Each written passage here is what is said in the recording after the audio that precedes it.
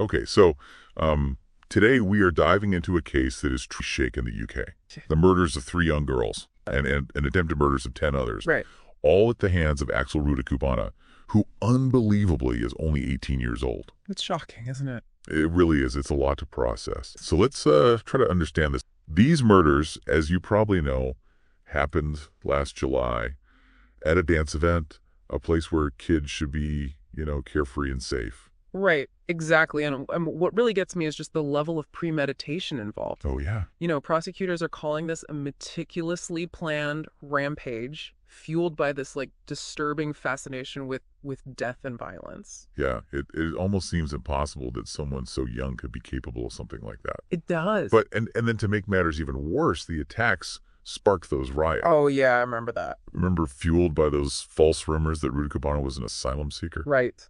Just a stark reminder of how quickly misinformation can spread. And the real-world consequences of that, it's devastating. Absolutely, yeah. But before we get too far into that, I think we should take a moment to remember the victims here. Of course, yeah. B.B. King, only 6 years old. Elsie Stancombe, just 7, and 9-year-old Alice Da Silva Aguar. Awful. They were all attending a Taylor Swift-themed dance event, which just makes this whole situation even more tragic. It really does, yeah. So we have these young innocent victims, and then on the other side, we have Rudakubana. Right. An 18-year-old born in Cardiff to a Rwandan parent. He moved near Southport back in 2013. Okay. And throughout the legal proceedings, he's been incredibly withdrawn. Oh, really? Yeah, covering his face in court, refusing to speak. It's almost as if he's trying to shield himself from the gravity of his actions. It's a strange contrast to the prosecutor's statement. What did they say? That Rudakubana has shown absolutely no remorse. Wow. So it paints this very unsettling picture of a young man seemingly detached from the enormity of his crimes. Yeah, that's chilling. It is. So you mentioned misinformation before. Right. The riots that followed the attacks were a direct result of this false information spreading. Exactly. It's like wildfire. Yeah. It really underscores how important it is to be critical of the information that we consume and share. Yeah. Especially in the wake of a tragedy like this where emotions are running high. Exactly. But you know what makes this case even more perplexing? What's that? Are these additional charges against Rudakubana? Oh, yeah, you mentioned those earlier. What are they again? Possession of the poison? Ricin. Ricin, wow. And an al-Qaeda manual. Okay, so now that raises the question, is this just a horrific act of violence by a deeply disturbed individual? Or could there be a terrorist element at play? Right, exactly. I mean, it's a huge question. It is the million-dollar question, isn't it? It really is. And unfortunately, the prosecutors haven't revealed a suspected motive. So we're left to speculate. We are. It just adds another layer to this whole mystery. Makes it even harder to wrap your head around. Right. And while the court found no clear evidence of a mental health disorder, it's definitely something that deserves further consideration. I agree.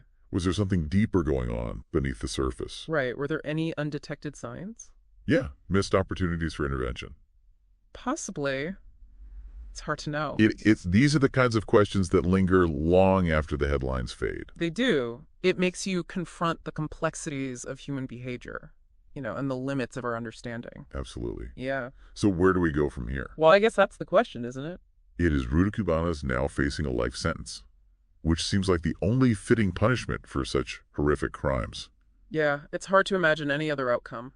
But it doesn't win back those innocent lives, nor does it erase the trauma inflicted on the survivors and the community. No, of course not. And I think this case serves as a chilling reminder of the darkness that can reside even in seemingly ordinary individuals. It does. As we wrap up this deep dive, I keep coming back to those unanswered questions. What could drive a young person to commit such unspeakable acts? And how can we as a society work to prevent such tragedies in the future? It's a heavy topic. It is. But I think it's one we need to keep talking about. Absolutely, we do. Maybe if we can understand what went wrong in this case, we can take steps to prevent something like this from happening again. I hope so. It's the only way forward, really. It is. To learn from these tragedies and try to prevent them. For all the parents listening out there, this case is a stark reminder to be vigilant. Right. To pay attention to any warning signs in our children's behavior. Yeah.